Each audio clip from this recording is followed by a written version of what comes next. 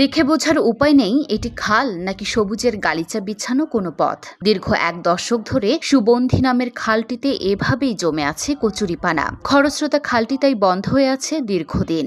মাঠের অলরাউন্ডার আমি, আর ঘরের অলরাউন্ডার টাইলক্স।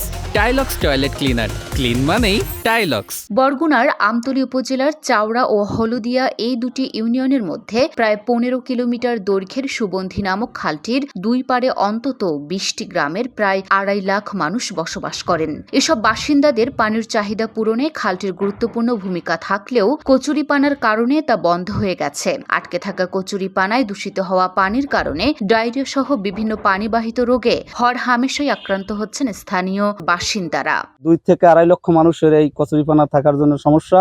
গরু বাছুর আমরা এখানে নামাইতে পারি না, গরুরে পানি খাওয়াইতে পারি না।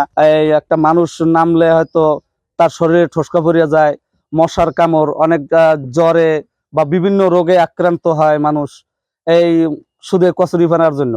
এই খালটা বুঝছেন অনেকদিন যাবত এই কচুরি পড়ে আছে, আর এই পানি নষ্ট হওয়ার কারণে মনে করেন কেউ খাইতে পারে না, গোসল দিতে পারে না, এর জন্য মানুষের রোগ ব্যাধি হয়। উপজেলার প্রায় ১৫ কিলোমিটার দৈর্ঘ্যের সুবন্ধী খালে জমে থাকা কচুরিপানা অপসারণের জন্য প্রকল্প হাতে নেওয়া হয়েছে বলে জানান বরগুনা পানি উন্নয়ন বোর্ডের নির্বাহী প্রকৌশলী। সংযোগ খালগুলোর খনন কাজ শেষ হলেই সুবন্ধী খালে জমে থাকা কচুরিপানা অপসারণের কাজ শুরু করা হবে বলে নিশ্চিত করেছেন তিনি।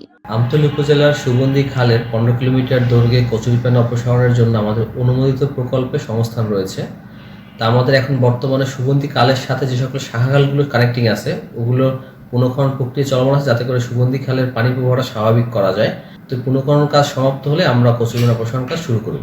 খোঁজ নিয়ে জানা গেছে কচুরিপানা অপসারণে ২০২১ সালে একটি প্রকল্প হাতে নেয় পানি উন্নয়ন বোর্ড। তবে ২,২৫,০০,০০০ টাকা ব্যয়ে হাতে নেওয়া ওই প্রকল্পটিতে পরিকল্পনা কমিশনের আপত্তি থাকায় তা আর বাস্তবায়ন করা হয়নি। লুনা আফরোজ নিপা, ঢাকা পোস্ট।